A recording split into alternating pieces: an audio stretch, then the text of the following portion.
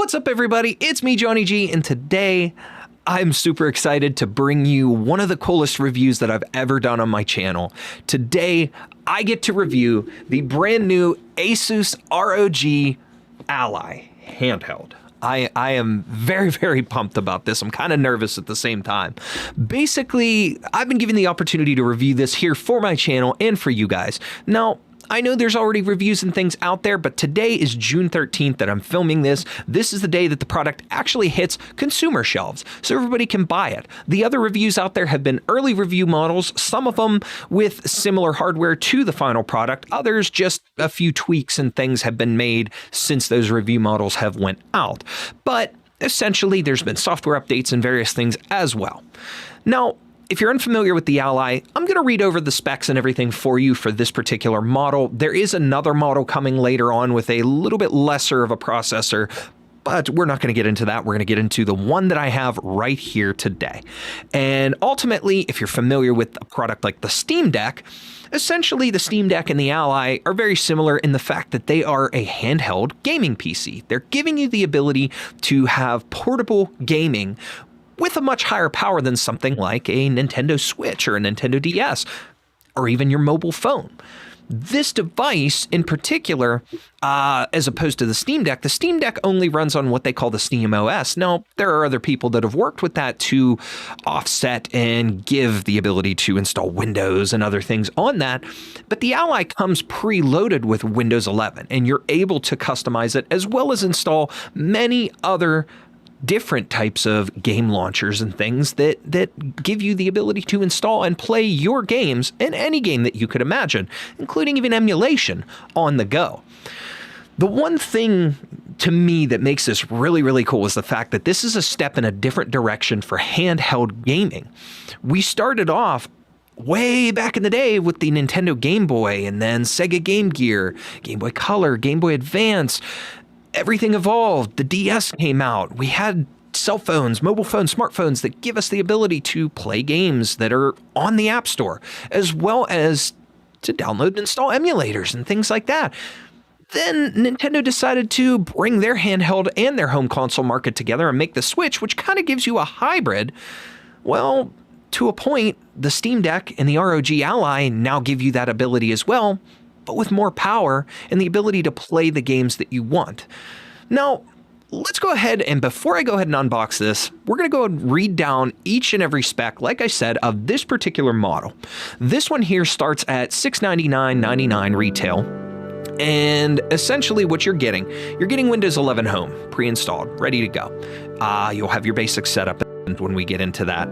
But the processor that comes in this one is the AMD Z1 Extreme. And like I said, there's a lesser model that's just the AMD Z1 that's coming in the model that's coming out later this year. But this one in particular is the more powerful of the two, and it has an 8-core 16-thread with 24 megabyte total cache, up to 5.10 gigahertz boost. This Z1 Extreme processor, from my understanding, is basically very similar to the Ryzen 7 7840U. Now, I will say this much. As far as my custom PCs and the PCs that I run for like my streaming and my content creation and things here, I'm used to using all Intel processors. I've never really had AMD, so I don't know in particular what the comparisons are with the AMD processors to Intel. I can't really tell you that much, but that's just a quick comparison just based off of some other reviews and things that I've seen on the product. The GPU in this, it's running AMD Radeon graphics, and it's up to 2.7 gigahertz and up to 8.6 teraflops. Now, the display itself is very interesting because it is a 7-inch touchscreen using Gorilla Glass Victus for its the actual glass, and it's running a 120 hertz refresh rate. That is incredible because some of my monitors that I use here don't even run 120 hertz refresh rate. It's a pretty dang high capacity refresh rate for such a small screen, giving you the ability to play some games, probably not all, but some of your games at a much, much higher fidelity. It's going to be able to give you a better frame rate on what it can run. Now, also, you're looking at a 500 nits brightness level, so it's very, very bright, and it's going to give you the ability to play in various environments, whether you're indoors, outdoors, overcast, on a train, in the car, whatever you could imagine. You're going to be able to adjust the brightness level and find something that's comfortable for you in pretty much any environment. Now, as far as memory and storage, built in we have 16 gigabytes of RAM, and it is LPDDR5, sorry. And the storage is going to be a 512 gigabyte SSD. It's an M.2 NVMe SSD. Now, the one thing with that, I have seen that a bunch of people are already putting out some tutorials on how to upgrade that. So if that's something that you're interested, you can upgrade this. But the device itself also has a micro SD slot, which I do have one here. We're going to install that, and it's a 1 terabyte micro SD. So we'll be able to install that and store some games. The device also comes with a 3.5mm audio jack built in. The basic port that you're going to use to charge the device is a USB-C port, and in regards to the micro SD slot, it is actually the UHS-2 architecture. Now, if you can afford the UHS-2 memory cards, by all means, get into that, get one. It's going to have a bit of a higher speed overall, but being that it's a more new architecture, it is actually a bit more expensive. So from my understanding as well, also looking into a couple other reviews and some people talking about it, you're not going to notice much of a difference in terms of like the actual gameplay of using a UHS-1 micro SD versus a 2. Once you have your games installed onto the micro SD card, you'll actually be able to play them with no problem and probably not recognize the difference. But more or less the transfer speeds and what it's going to take time-wise to install to that memory card is probably more of what you're going to see and what you're going to notice in terms of using UHS-1 versus 2 on this device. Now, again, this is a controller-based console, so it's got a control scheme on it. You already have 2 joysticks, you have left and right bumpers and triggers, you have ABXY buttons. Basically, it's laid out very similar to an Xbox controller. And understandably, ROG or Asus is actually partnered with Xbox for a lot of things. This is going to come with 3-month trial of Xbox Game Pass Ultimate, but they also make a controller. I don't have that, unfortunately, but they make a controller that's also Xbox laid out. So it's kind of built on that foundation. But for most things and certain games that may not have like a default scheme and things, the Asus Armory Crate software that is in this device will allow you the opportunity to go ahead and map buttons and kind of do custom schemes on the controls here. But being that this also has Bluetooth in it, you can actually pair, if you're more comfortable, you could pair an Xbox controller and kind of prop this up somewhere or stand it up and be able to use that controller and play your games that way.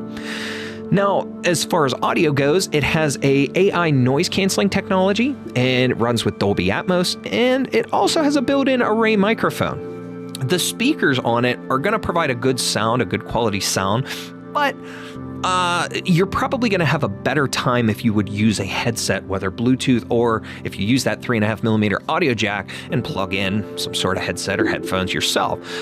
They do sell our ROG branded earbuds that I think they're called the Asus ROG Citra or something like that.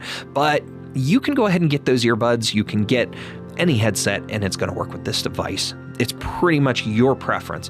Now, the only thing that might give you some problems is if you use a headset that uses some sort of a USB dongle. Unless you have a USB hub with a USB-C connector, or you have this connected into a docking station of some sort, you're probably not necessarily going to be able to go right in and connect that headset or anything like that. So I would definitely recommend sticking to something that's wireless or can be connected through the actual 3.5mm cable as opposed to a USB dongle.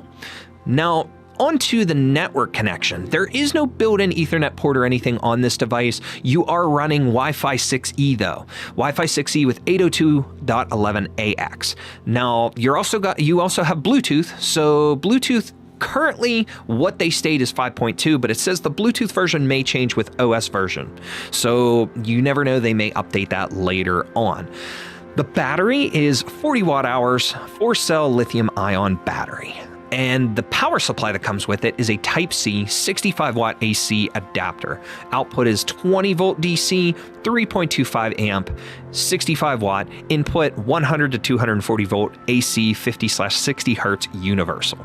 So At the same time, one thing that I have noticed, and I will say up front, I've heard a few people talk about this, whether they're using the docking stations or whether they're just plugging it in. This device has the ability to give you multiple profiles in terms of your wattage, which is also something that the Steam Deck as well had. It gives you the ability to adjust that to kind of help your battery life a little bit based on how long you're playing or what type of game you're playing. If you want to play a more graphically intense game, you're going to need to increase that wattage, which is going to decrease your battery life.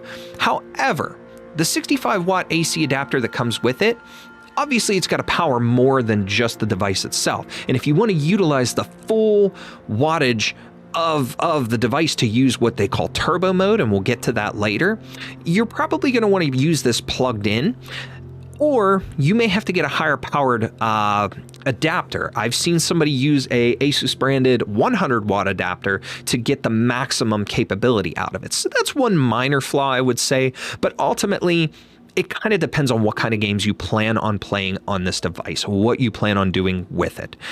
With that being said, let's go ahead and move on, get to the final specs here. Overall weight is 608 grams.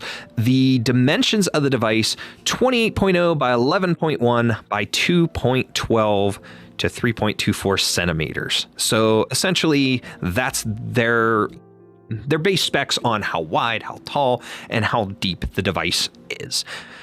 Again, comes with Xbox Game Pass Ultimate 3-month trial. I'm not going to be able to really utilize that, so that's something because I already have Xbox Game Pass Ultimate. And then as well, they also have a built-in fingerprint sensor. I'm not sure where that is on the device, so we'll have to maybe figure that out. But that's probably not something I'll utilize as well, simply because I'm usually pretty well protected and pretty safe with my devices, so I won't really need that. All right, with that being said, we've read over the base specs off of their website. I'm going to close this down, get it out of my face. Let's get the actual device opened up, unboxed, take a look at it, and then we'll go over it. I would like to try and open up the back case here just to look at the inside, and I have an extra light set up to give us some more lighting here. And then I also have two little extra accessories that we'll show off and talk about here in a moment. So let's go ahead and get this unboxed. All right, so I have the device here. Let me get this plastic cut open. There's a little bit of a ding on the corner of my box from shipping. Came UPS, so hopefully nothing too bad. But the main cardboard box it was in didn't really have any padding in it, so be careful, buyer beware on that. All right. So first things first, there's something in here. Oh, okay. I've seen this. Let's see if we can get it open. This here, it's nothing too crazy. It's kind of like a, I don't know what material this is. It's kind of like a weird cardboardish foam, but it's just basically a stand molded with the ROG logo that we can use sitting somewhere to prop it up. I do have a 3D printer, so I'll probably 3D print myself a little stand for it if I need something like that. And then inside the box, we have the device itself hiding behind this little thing that's talking about just basically plugging it in and powering it on. Oh my. And here it is. It's inside the plastic. We'll take that off here in a moment. I'm going to try to be a little bit careful with the touchscreen. I did not receive a screen protector yet. I do have one coming for it to be able to use and keep the screen a little extra protected. So I may not use a lot of the touchscreen while I'm reviewing it and showing it off here for you guys, but we'll still be able to try everything else out. First impression though, definitely light. Now, let's see. I have my Switch right here. It is a little bit heavier than the Switch, but not a massive amount. There's not a massive difference. And this in particular, I have the Switch OLED. So it really doesn't have a massive difference. And overall size-wise, it's not really much bigger than the Switch OLED either. So it's gonna make for great portability. Oh, wow. So overall, it's very comfortable to hold. Just my initial grip of it, very comfortable. The buttons all feel nice. I do know that some of the review models, people had talked about some of the buttons being sticky, but they've claimed to have fixed that for the final release products. One thing that's neat, if you look at the backside, these right here, this is all ventilation, it seems. There's grooves and things in there, a nice shiny bar going across the top. And then there's ventilation up here, very similar to ventilation on laptops. Now, again, you also see not only the vents, but you have your power button. There is a volume button as well right here. You have your port that, this one's your 3.5mm audio port, your micro SD port, and this one is your charging port. There's your USB-C, but this is one of the things that they talk about when it comes to docking the device. Asus has a proprietary device called the XG Mobile that is more or less an external GPU, an external graphics card that you can plug this into and connect it to a TV, a monitor, something like that, and be able to play on a bigger screen, as well as give it a little bit of boost in graphics power, graphic processing. But we don't have that, so we're not going to be able to do that today, but I do have the device itself, and that's what I'm looking forward to testing out. Now again, just like I said, you have your triggers and bumpers, left and right, and then you have a very Xbox layout style set of buttons here. You have a D-pad, 2 joysticks, 2 control sticks. They both feel very nice to move. There are a couple extra bumper buttons that are mappable on the back, and then your ABXY, and a couple different buttons on the sides here. We'll have to figure out what they do later. Otherwise, inside the box, we also have the charging adapter. Again, 65-watt power adapter. And this is probably just your media. Yep. Manuals, media, stuff of that nature. 5 and 6. So those small buttons on the sides of the screen, we have the view button and the command center button. Command center is going to bring up the Asus software, the Armoury Crate software and whatnot, the command center, and allow you to do some modifications and things on the fly. And then on the right side of the screen, we have the Armoury Crate button and a menu button. Interesting. So we're gonna have to see what the differences are, because I'm not exactly sure what the difference between the command center and the Armoury Crate is going to be.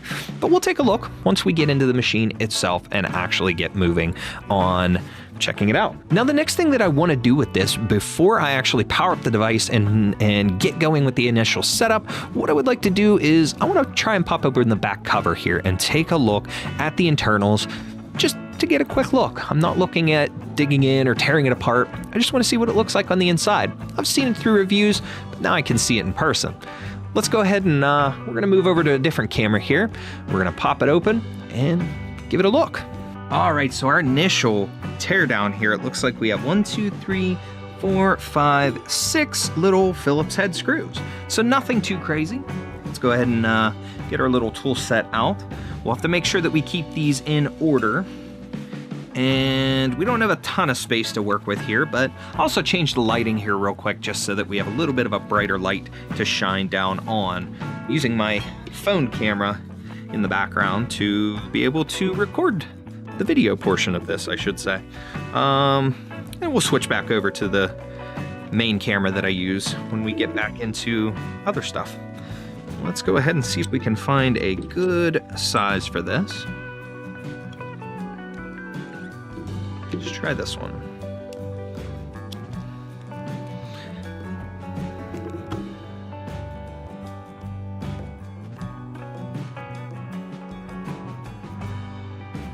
Okay. Seems like a little bit longer of a screw. All right, we've gotten each of the screws out except for this bottom one. It seems to be held in a little bit tighter. So what we're gonna do next is we're gonna go around and kind of follow the seam and just see if we can pry it apart. Yep. Just like a laptop case or something of that nature. It's just got some little clips around, so nothing too crazy. This kind of stuff excites me because I do work in IT for my full-time job, and basically I like taking this kind of stuff apart and being able to see the internals and see the inside and work with it. I do it often for my job.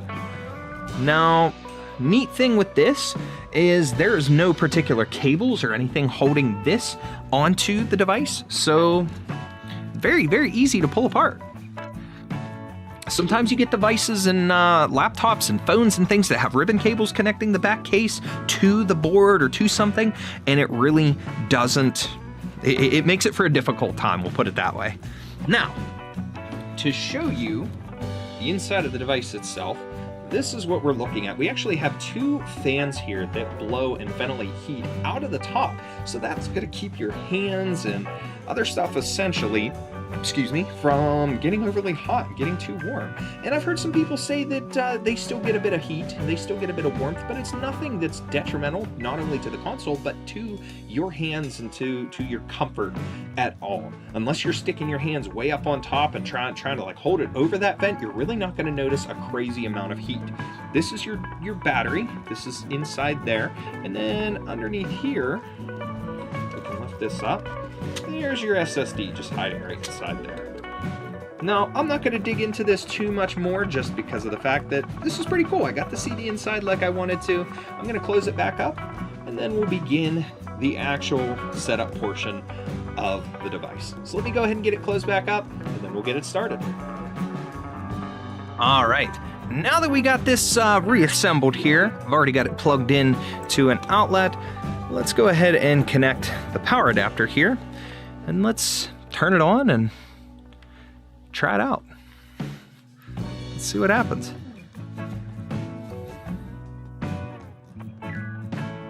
Ooh, quick rumble when it started up there. Love the RGB lighting. That is awesome. Makes for a fun little addition.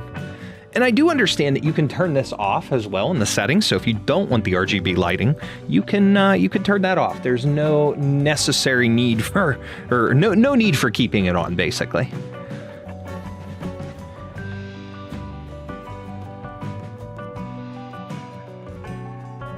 We got some cool sound effects and a neat little animation. All right, now it's saying just a moment, so we are getting into our Windows setup here.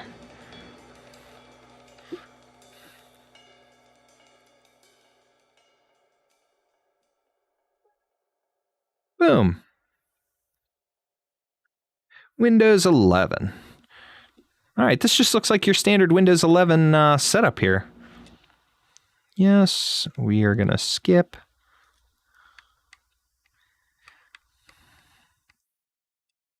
All right, and we're gonna connect to my Wi-Fi here.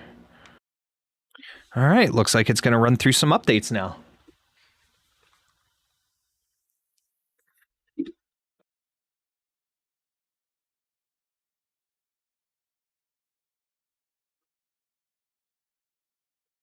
Now, guys, keep in mind this is my first time doing a review like this, so I am a bit nervous at this, and I'm hoping to give you guys something good quality-wise here out of this, and I hope you enjoy this. If you do, please leave a thumbs up on the video, and definitely subscribe to my channel so that maybe in the future I'll be able to bring you some more really cool reviews and things like this, aside from my aside from my regular content, my regular streaming and Fortnite content. All right, so it wants us to name the device, so I'm just going to go ahead and call it ROG Ally. As generic as that sounds. Works for me, if I could spell. Next. Ooh, no spaces. So we'll just do that. Okay. And it looks like it's restarted again. Now, while we're waiting to continue the setup, I did mention we are going to install a micro SD card, and right here, this is the one that I have. I have the Samsung Extreme, or SanDisk, sorry, Extreme Plus 1 terabyte. All right, it's wanting my Microsoft account, so I'm going to do that off screen. All right, and now it just looks like we're hitting pretty much the final phase of the Windows setup. I signed into my Microsoft account, and it just asked me a couple pretty standard things like, you know, do you want to restore from a previous device that I've got signed in with that same account? I skipped that. It asked for setting up with like your Android, being able to connect with Android for messages and things like that. I skipped that as well, and it did give the option for the fingerprint sensor, being able to set that up as an option, which appears to be just the power button itself. So it's built into the power button. Now, I also skipped that, I just set a pin. But we're set up, it's going through the final stage, and so far it's only been about 10 minutes tops that I've gotten to this point, so it's not taking too long to set up the device. A little bit longer than it seems like what a laptop or a desktop would be, but then again, we also are using a touchscreen as opposed to a keyboard and mouse, so it's making it a little bit more difficult, but overall, not a bad experience. While we're waiting, we'll go ahead and open up this SD card and get that ready and set beside it.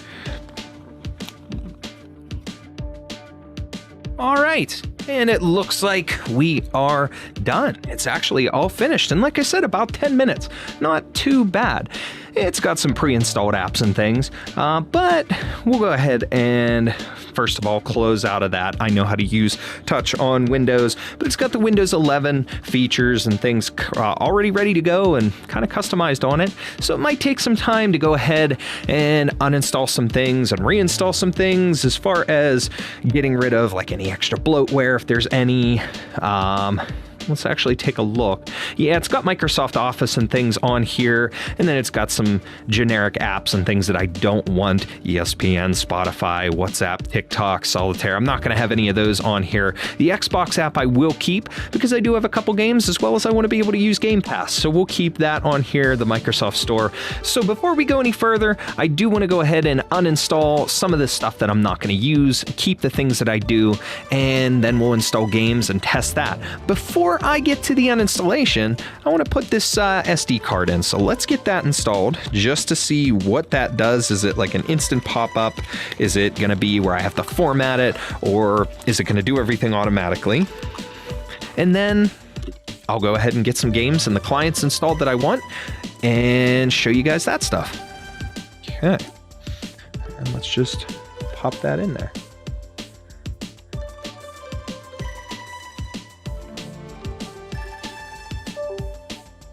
Okay, it is a spring-loaded option for the microSD. Seems to be recognizing it automatically. It's also recognizing my OneNote stuff.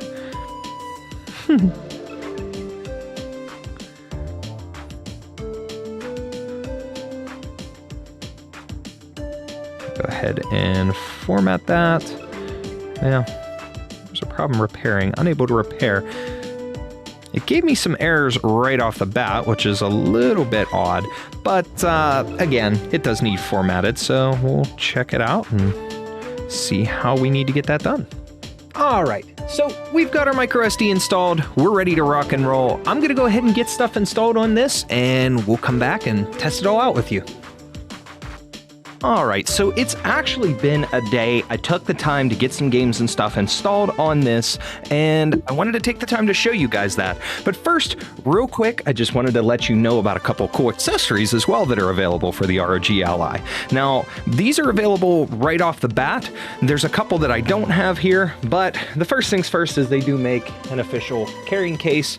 The official carrying case branded by Asus. Inside you've got a little like pocket here that's got a couple little pouches and stuff for storing accessories or whatever you want, but it can double as a little bit of a stand if you want to stand it up on a desk or something and play it like with a controller. But it's also got these little indentations, if you could see there, with basically to protect your sticks, your thumbsticks, and of course the ROG logo, and then on the outside, you know, Republic of Gamers going all around with the zipper. It's a neoprene. It's a water-resistant neoprene case, so it's actually made to be a little bit durable, to be protective. It's not like it's really tough on the outside, but you can feel there is a level of padding and a level of hardness there to protect your console, to protect the handheld and keep it safe while you're traveling. And as a matter of fact, I actually used it today to take the console with me to work to do a little bit of testing while I finished installing things. And then to top it off, we also have the ROG gaming charger dock. Now, I opened this up, and what this is more or less, this is designed so that it doesn't look like much of a dock, at least not what I'm used to in the conventional sense. But more or less what this is it's designed so that you can plug this into the wall. Comes with a USB-C cable that you plug into. This is a nice braided USB-C cable, by the way. But you plug this into the ROG Ally, plug it into here, and then you can connect an HDMI as well as a USB. They're both 2.0, so HDMI 2.0 and USB 2.0, but you can plug these in and connect this to a monitor, a TV, something like that, and play on a bigger screen. Now, they do also make what, again, I talked about the port on the top of the ROG Ally that's called the XG Mobile there, that it will also deliver not only power, but the ability to use essentially a graphics card with your ROG Ally to play games with the dedicated graphics card as opposed to what's in the system already. Now, these are just two of the accessories that I have that are available that were given to me, but there are others. They have the ROG Raikiri Pro, and it's one of the controllers that's designed. It looks like an Xbox controller, but it's branded with the Asus stuff. It has a little LCD or LED screen on it, as well as they have earbuds and various things like that that you can get. But I'll leave a link in the description to the ROG website. You can go to it for the ROG Ally. You can take a look at all the accessories and things that they have available. These are just two of the ones that I wanted to show off because it's what I had. But now, let me put my pin in here. I went ahead and, let's see here. Let's turn off the Crate software. All right, so I went ahead and number one, I changed my wallpaper. You guys know I'm into Fortnite. You see me stream and play Fortnite all the time, so of course I had to have a Fortnite wallpaper just ready for the new season. But I went ahead and installed some games and things on it. Now, one thing that's interesting that I noticed after a couple reboots and things, I did some updates and whatnot, usually, and I'm sure you could turn this off in the settings, but it will automatically open this Armory Crate, which is the Asus proprietary software that comes with it. It gives you, again, the ability to customize and configure your options, and it gives you the ability to control anything from your operating mode. What wattage you want to use. There's a couple preset profiles here, like the turbo mode, which automatically kicks in when you are plugged in, but you can change it. You can manually set what you want. And basically you're setting your CPU wattage and speeds and things like that, your fan speeds, everything that you want in the device to control how much power you're giving to each device, each item inside the console. And that's kind of how you're going to configure to boost or not for your gameplay. Now, ultimately, again, turbo mode automatically kicks in when you go ahead and start the console with the power plug connected. And again, I will mention just the fact from other reviews that I've seen, the typical turbo mode, the 30-watt turbo mode, from what I can see, it kicks in when plugged in. But people are saying that it's not seeming to get the full turbo mode because of the fact that your 65-watt charger, it's using energy for all different parts of the device, not just your processor, not just your GPU. So while it's drawing power everywhere else, it's not quite getting the full turbo boost.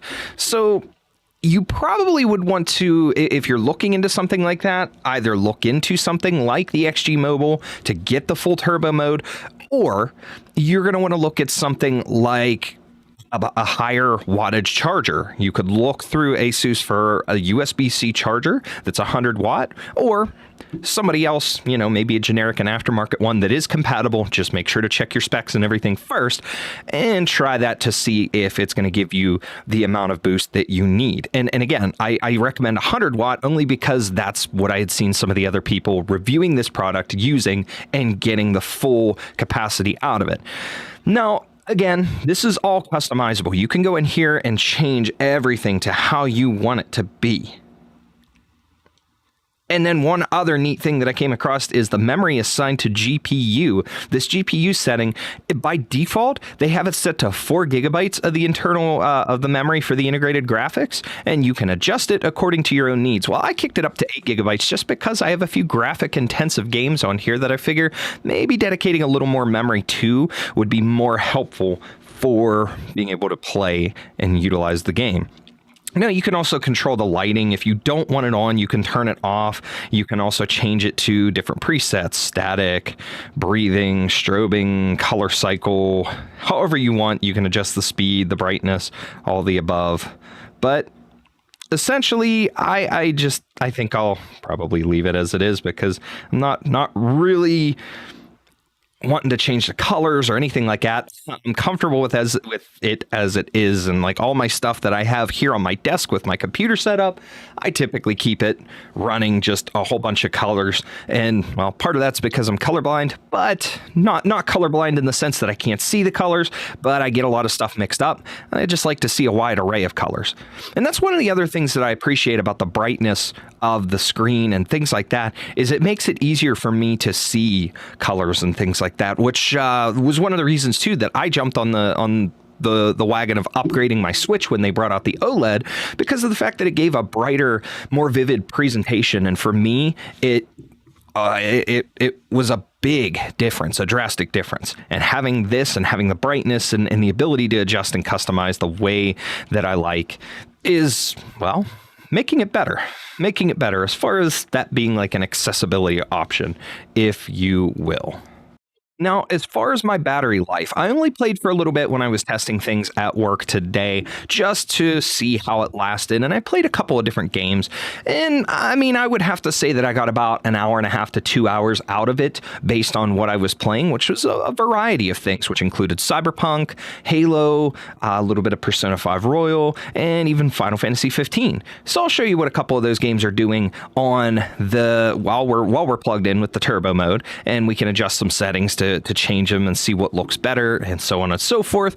But the one thing that's interesting about that is, again, the battery life is designed so that you've got a decent battery in here, but it's going to be adjusted. The battery life itself is going to be adjusted based on the intensity of the games that you're playing. Again, just like a device like the Switch. The Steam Deck is the same way. If you're playing a more graphically intensive game and it requires more power being put into the processor and to the GPU to be able to put out the optimal results for you to at least have the game playable, it's going to drain some more battery and pretty quickly. So with that being said, let's go ahead and for the first game, we're going to boot up Final Fantasy 15. Now, I have the Windows edition. I bought it through the Windows Store when it first came out.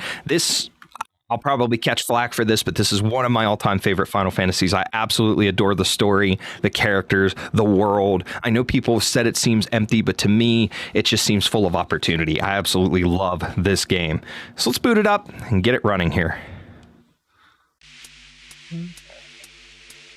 Almost there. All right, so right now, I'm at a very early portion of the game, and it's running pretty well. Now, I also have the monitor up here, so you can see the monitor. While it's plugged in, it's running in the turbo mode. This is at 60 FPS right now. Internal temperature is 85 Celsius. Batteries, again, it's 100% because we're plugged in, but CPU's at about 40%, GPU's in around 80. It's not running too bad. And again, we can bring this up over here. It's in the 30-watt turbo mode. Now, if we go into our options, show you guys here. Right now, my frame rate is set at 60 FPS. The preset is average, so it's not using any of the special NVIDIA stuff in here. My resolution is at 50%. Let's try and bump that up. Let's try 75 and see what it does. Display is on 1920 by 1080. So let's resume and just see if that kind of gives us any lag.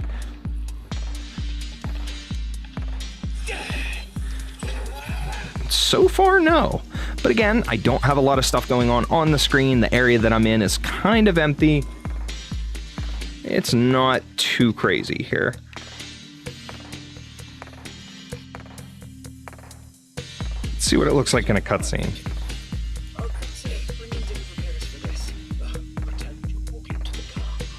It's been a while since I've played this game. And again, this is one of my all-time favorites.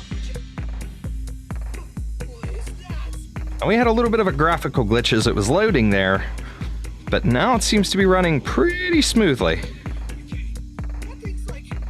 There's a neat rumble going on in the background. It feels good.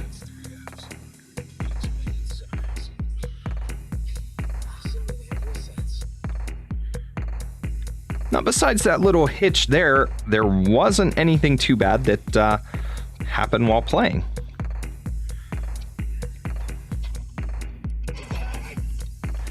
There wasn't anything too bad. So besides that little graphical glitch there that happened when the scene essentially loaded, other than that, it seems to be running smoothly. But again, I'm not in a major like combat scene or anything like that. I'm just kind of moving around in the environment, and as you can see, it's loading everything very well. It really feels like it's loading a lot. Turn down the volume just because I don't know if that'll get me demacked or anything like that. Let's get up to the gas station here.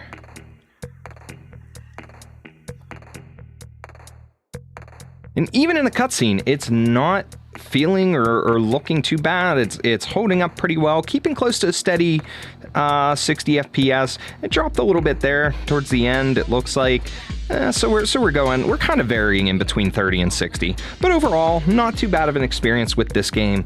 But again, that's essentially just one example. Let's go ahead and try something else. All right, so now we have Halo Reach booted up here and running at this on the console. It's currently sitting at about 60 FPS, and this is at the turbo mode. Again, not in a very active like combat area. Let's see if we could find a fight or something to get involved in. Okay. Kind of hard to play through the screen, but we got some combat here going on. And essentially, it's still running smooth. Very, very smooth. 60 FPS while in combat. Now, again, options for this right now, we're looking at video is okay. Resolution scale is 100%. Aspect ratio is native. Frame rate is 60 FPS. Graphics quality is original. Anti-aliasing is on. Details quality and all that is pretty much set to normal. So we've got like a standard setup for this. Now, just out of curiosity though, let's take it out of the turbo mode. Let's see what happens with Halo if we operate in 10 watt power. We can see that it pretty much instantly drops here in 10 watt. It's a little sluggish, a little laggy, but if you probably drop your settings and stuff down a little bit, I'd imagine that wouldn't be much of an issue. Well, let's bump the operating mode up. Okay, now we're on the 15 watt and it's much better. It feels about the same as it was on your standard turbo mode. So we're in the performance mode. And again, feels good. Feels good to play.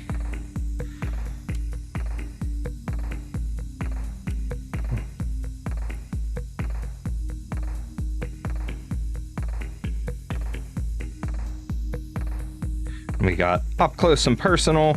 We got a combat situation going on here, stuff that would stress the graphics out a bit, and it seems to be playing okay.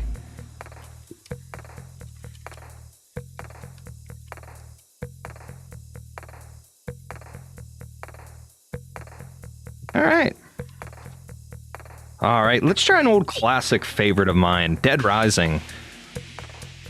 Now, for those of you that don't know, this originally came out on the Xbox 360, and it's been a while since I've played, but it's not a super graphically intense game, so let's get into it and see how it runs.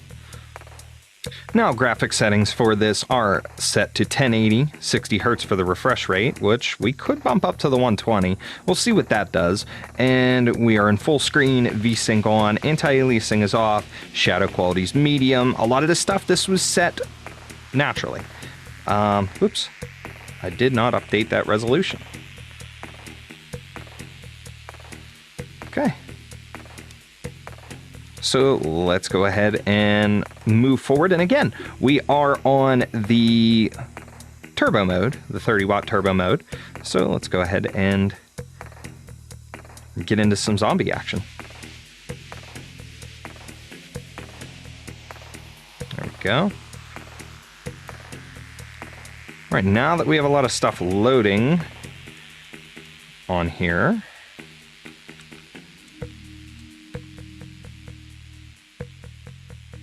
we can get into some combat.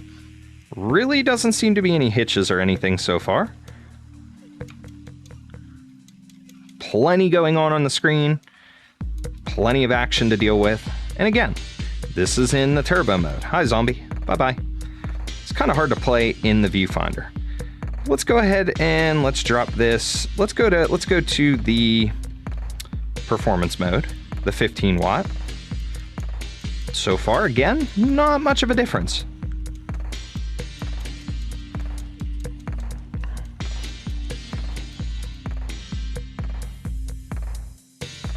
Okay.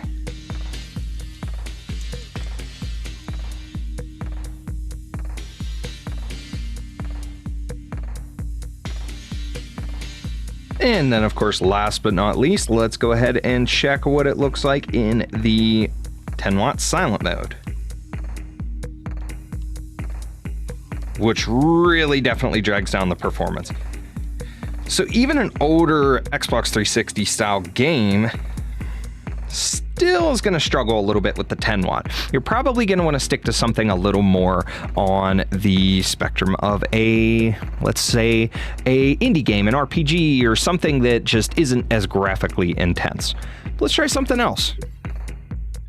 All right, how about we try Persona 5 Royal straight off of Game Pass? Let's see what this runs like. Now again, we are back into the the turbo mode, the 30-watt turbo mode. And also keep in mind, guys, there is a 25-watt when you're not plugged in turbo mode, but let's just play a new game real quick, just so we can start off with a little bit of action. All right, so first, just out of curiosity, let's bump this into the silent operating mode.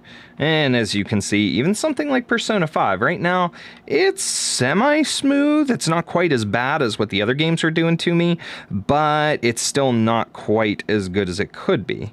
Now, if we put it into 15 watt, into the performance mode, it's running pretty good. This, graphics settings-wise, we are under custom graphic quality. It's got 100% rendering scale, high shadow quality, screen brightness is in the middle, frame limit, 60, and anti-aliasing is SMAA, depth of field is high. So that's kind of our graphic settings for what it's running, what it's currently running. And as you can see, running fairly smooth. And again, this is just at 15 watt. Let's see what a battle scene would be like.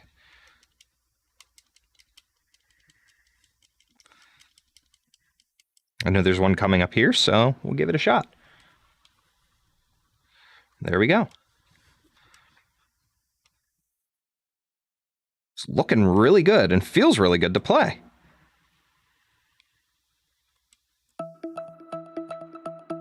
Agnidyne. I think I read that wrong. Agadyne? Something like that. And poof. All gone. So this game runs pretty stable in the performance mode. Let's try one more. All right, who am I kidding? We got a couple more that I'd like to try, but first up, we've got Resident Evil 2. Now, this is the remake, of course, not the original Resident Evil 2, but we're running it. Let's just see what the silent mode does. And of course, a lot of graphical hitching. First of all, what are we at options-wise? Display graphics. Okay, full screen, 1080p. And basically, ray tracing is off. We are on medium. Fidelity Super Resolution is ultra quality. 120 hertz refresh rate. Variable frame rate is on. VSync's on. FXAA. Texture quality and stuff is high. Mesh shadow is medium. And again, a lot of this stuff is just auto set, so I'm just trying to see what the games play like with the automatic settings on. Lens flare, all that stuff is on. Okay, so that's kind of our defaults. Let's go ahead and bump it up. Let's see what the 15 watts like.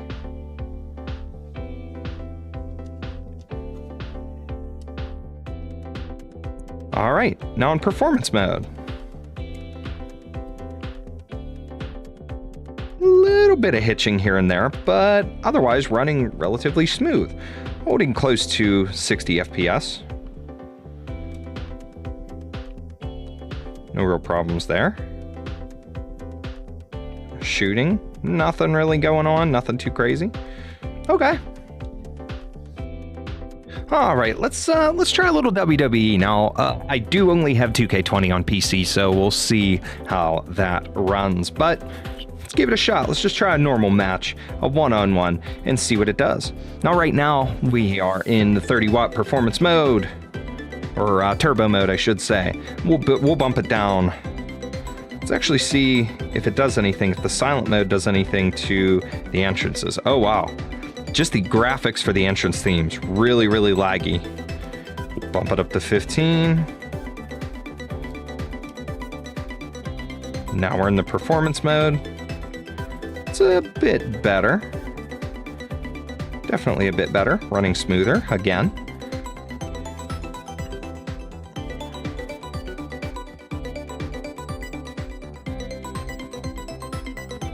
Skip the scenes. Now, right now we're at about a 30 FPS. Let's check our settings when we get in here. Okay, and gameplay settings. That's difficulty, match options.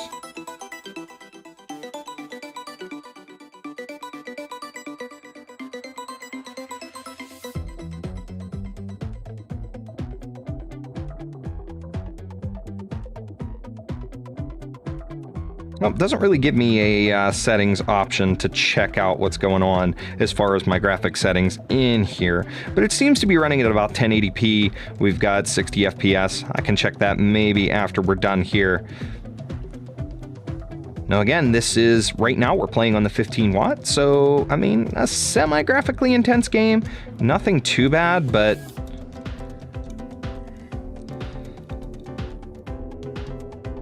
running fairly smooth and keeping close in between 50 and 60 for our FPS.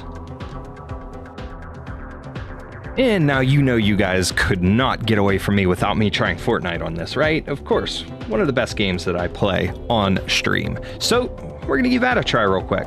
Now, right now, I already have this in the 15 watt performance mode, so we're gonna see what it runs like. We're just gonna do a creative mode here, the high school RP map. We're just gonna dive in and see what it's like. And again, this also auto set graphics, so whatever settings are in here, it is what it's running naturally, or what it picked up on in the system and thought it could run best on. So let's go ahead and give this a shot.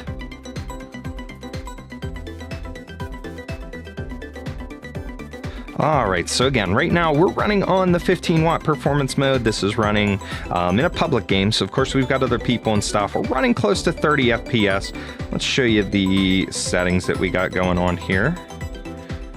Settings, full screen. This is currently 720p. VSync is off. Frame limit is 60 FPS. It's running DirectX 12. graphics quality is auto set, and right now it's running Epic for quality presets. TSR medium, temporal super resolution is TSR medium, or rather recommended, sorry, looking through my phone screen to do this.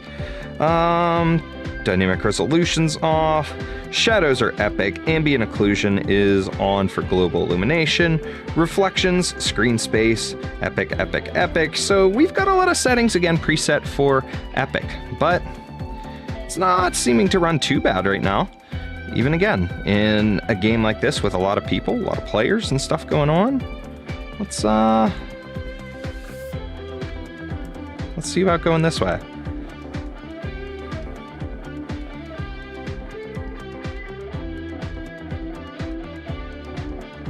Now I did just bump it up to 1080p, and I have it running on the turbo mode just to see what it's running like. And it seems to be running fairly well, again with all the settings the way they were before. Let's leave this and try an actual match. Alright, and of course it loaded us in right here at the end at the bus. That's kind of strange, but is what it is. We're already dropped off. But it seems like on Fortnite that happens a lot. Anytime there's any kind of graphical change to your game, it will kick you out. Now, I'm not the best at controller, so forgive me for that.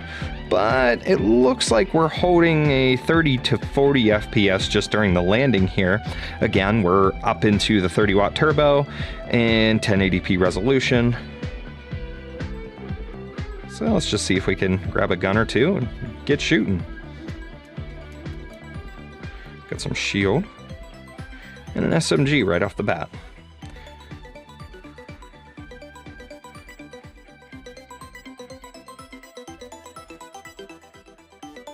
Turn up the volume a little bit.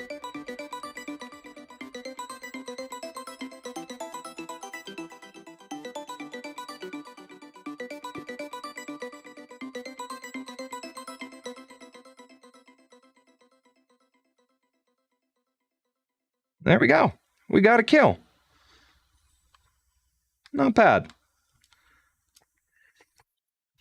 All right, guys, now some closing thoughts here on the ROG Ally, just after testing it out, after playing some games. Now, I know I probably didn't go over everything that I could have. And again, please just bear with me. This is my first time reviewing a product or something of this magnitude on my channel, so I apologize if it's not the greatest review. Hopefully you guys will give me some more chances in the future to be able to review some other products and things that I'll be able to get some more practice with and feel a little bit better, a little more confident, and a little more prepared about. But overall, this was a lot of fun to review. And as far as playing games on the device itself, I tried some more graphically challenging, graphically intense games while I was filming this, and everything seemed to play pretty well at either the 15 watt performance mode or the turbo mode. It dropped down and was very, very laggy in the silent mode at the 10 watts. Again, that is something that you're probably going to want to play something very, very limited in the graphic intensity, something like a side scroller, platformer, simple like RPG turn-based games, side-scroller type games with like old school Mega Man and stuff like that. Just some lower quality indie games and things like that would probably run great in that mode. This one in particular, though, a lot of the games that I played ran great on the performance mode. And then in turbo, of course, I could bump up the graphic settings a little bit more and make it run and feel even smoother and even better yet. Ultimately, it handles pretty well. I like the Xbox control scheme, but at the same time, if it would have been a PlayStation layout, that wouldn't have bothered me either, because I'm used to both controllers. I like both controllers. I really don't have a preference as to which one I like over the other. Now, personally, I would prefer keyboard and mouse if possible, because since I've gotten used to that, that's been my go-to option for playing anything, which, again, with the accessories like that ROG game charging dock that I showed off earlier, as well as even other docking stations and things, or the XG Mobile, you would be able to play with keyboard and mouse and things, other peripherals on this. And I could also just stand it up and use a standard controller. I had no problem with the layout and the feel of the controls being a little bit of a wider device. But again, being used to playing on the go with like a Nintendo Switch, it's been fairly easy to just pick up and get used to and to use and to enjoy. And again, I played a couple games earlier off camera just to test it out and to kind of get a feel and understanding for how I wanted to present things during the review here. Overall, I really, really enjoy it for what it is. It may not be the greatest quality that I could get, like I'm sitting here I have a 144 hertz monitor here with 4K. I may not be able to get that on this, but for on the go and with a smaller screen, I get everything I need, and I'm very, very comfortable with the quality and the resolution. I'm comfortable with the controls. I'm comfortable with how it handles. The heat management, again, it's got ventilation in the top and seemingly in the back, but my hands never really felt beyond just a regular warmth while playing. And even now, I just put the device down when I switched over and started to give my final thoughts here, and they're cooling off comfortably, no problems, no overheating. I didn't feel any major issues with the heating. Rumble was there, but it wasn't a very heavy rumble. I will say that much. It wasn't a very, very heavy, very crazy rumble that really was intense, even with a shooter or like a Fortnite or something action-packed like Dead Rising.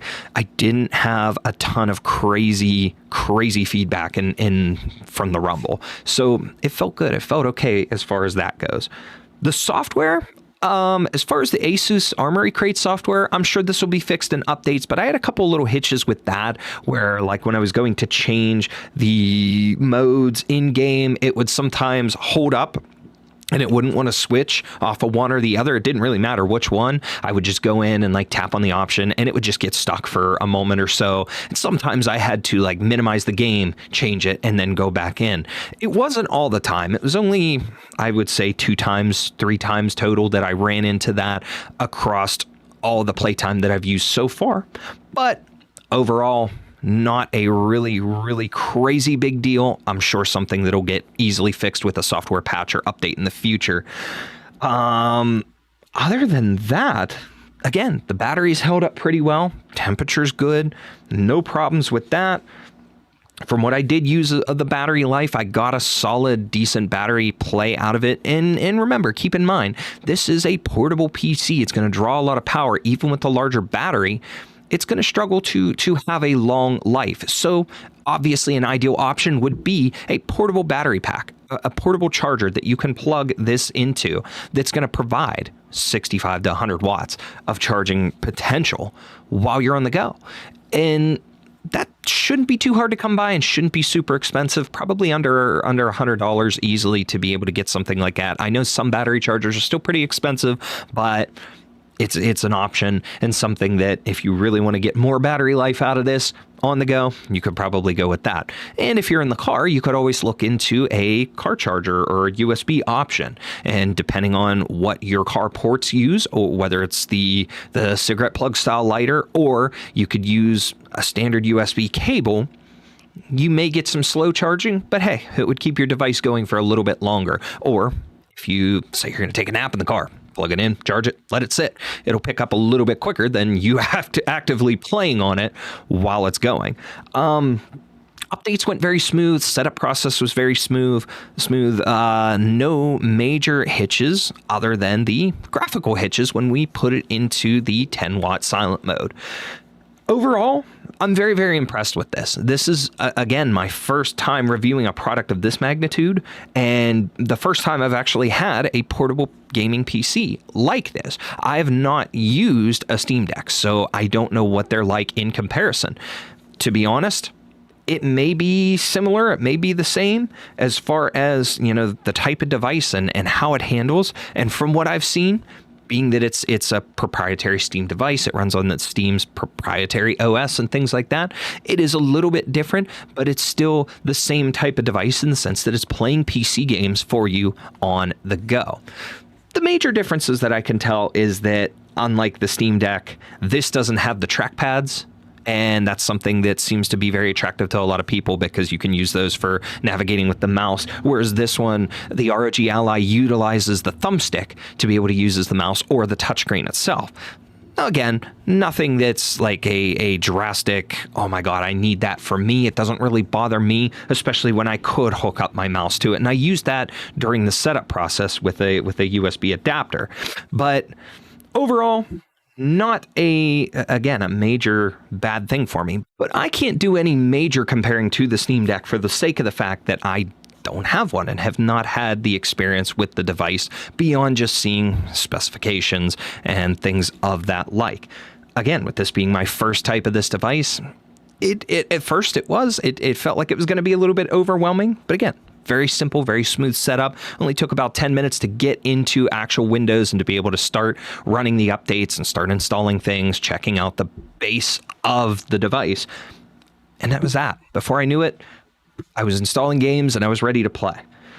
So if I had to rate this out of 10, obviously slight drawbacks with the fact that it doesn't have as much power as what I would typically like in a full-size PC, but we're not going to get that in that. So I know how to balance that and understand and compensate for that difference. The fact that it probably could do for a better or bigger battery, but there's still advancements in technology happening every day. We could get that in the future. We could not. But being that there's options out there that I could use, if I could afford to spend a little bit more money, I could get and help myself extend my battery life and so on and so forth, weighing some small minor things like that may be considered inconveniences to some people, I would probably lean into close to like an 8.5 out of 10 for this. Ultimately, I really, really enjoyed the device. And the other thing that kind of factors into that is it only comes with a 512 gigabyte SSD, but thankfully we have the micro SD slot to be able to upgrade that. And it is very, very easy, as I've shown and many others have shown, to pop off the back cover and to jump in and to change out that SSD. The only big difference is trying to get that form factor and getting a decent size is a little bit expensive right now, but it is still doable. It is still very upgradable and would help you along the way. Other than that, guys, there isn't a whole lot that I wanted to go over and talk about. Just in general, this is a fun little gaming machine, and I know there's probably a lot better reviews out there than what I've done. A lot more things that have shown various specifications or explain things a bit more in depth than I could ever do for you, even as an IT guy myself. But from a gaming standpoint, I absolutely love it. And I cannot wait to travel with this and to go on the road and go do things and just have some fun. And even to install some other little Windows apps and kind of take a look and just try some things that aren't game related and see how this handles it. Maybe in the future, maybe we'll do another like coming back after so long and I've done these things and this is how it runs, or there's been major software updates and some different things that I can maybe test when those updates come out. Maybe we'll try some things like that when it happens. But for now, this is the day one release of the Asus ROG Ally. Let me know if you guys got a hold of one and if you tried it out, or if you like the Steam Deck and you have it. Tell me a little bit more about it so that I know for future reference. Maybe someday I'll pick one of those up too, just so that I have the devices side by side to be able to compare and see which one I like better. On one other thing to note, I'm recording this little clip here while I'm working on the editing process for this video, but one thing I just realized that I didn't really talk about during the actual preliminary review filming was the audio. I muted the audio, the speakers, just while I was doing the little gameplay test in front of my phone camera, just so that I didn't really run into any kind of issues with like copyrighted audio and stuff like that. I was trying to avoid anything like that. But from what I experienced during just regular play, sitting out here on my couch and when I took it with me to work and stuff like that, first of all, I think I noted earlier in the review that it includes Dolby Atmos sound with the speakers. Now, I'm not exactly sure who manufactures the speakers. You know, like sometimes some of these companies will do like a subcontractor deal where they'll get somebody else to make the speaker unit itself for them. So we don't know. I don't know who made that. However, They sound really, really good. And I'm not somebody that I would typically consider like an audiophile, like somebody who really, really dives in deep to like all the different levels and tones of the audio to see, what's coming better where, the like terms like mids and highs and lows and stuff like that. But to me, I do like a good quality sound, but I like a decent amount of bass, and I like stuff to sound a bit more natural if possible, if that makes any sense. And ultimately, from what I experienced of the games that I was playing, higher quality games and things like that, and even the lower ones, the sounds that I was getting out of the speakers with volume, decent low range, mid range, full blast, it had a very, very good volume to it at 100%. It was pretty dang loud, but I found it even pretty much too loud, even at like a level 50 or 60.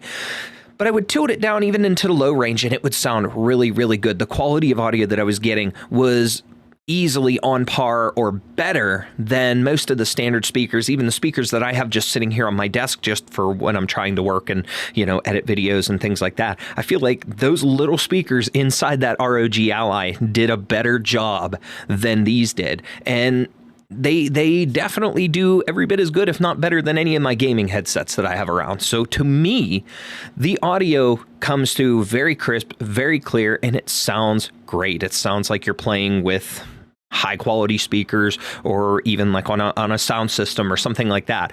And it does feel like where it's coming from off of the system, that it kind of envelops your little area, your little bubble of where you're playing, and it broadcasts the sound in a really, really good way to you. So that's just something that I wanted to touch upon real quick before I finished up here and give at least one more little touch to my review, and something that, like I said, I didn't quite think of it during the process because while I was showing you guys the gameplay, I turned that audio down to avoid any kind of copyrighted stuff and whatnot. So I hope that adds a little bit more depth to it. Now, guys, if you could please leave a like on this video if you enjoyed the review. But do remember, this is my first time again doing a review of this magnitude with a product like this on day one, being able to show it off with you guys. I've done all kinds of gaming product unboxings, collector's editions, things like that, but never really anything like this that's challenged me to go a little more, to try to go a little more in depth and break out of my shell. So of course I was nervous doing this and trying to hopefully give you guys enough details and things for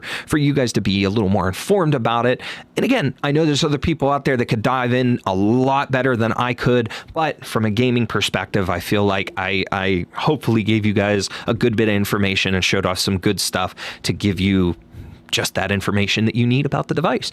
If you enjoyed this review, again, please like the video and subscribe to my channel to help me be able to do more stuff of this in the future. And please, by all means, leave me some good positive feedback in the comments that would help me maybe next time if I get another kind of review product like this that I could show off, and just something that maybe I could do a bit better. I'm always welcome for that feedback. With that being said, that's it for this one, guys. I hope you enjoyed it. Maybe in the future we'll come back and do that. We'll do a updated review after trying it with some other stuff. But for now, we're signing off. I will see you guys in the next one.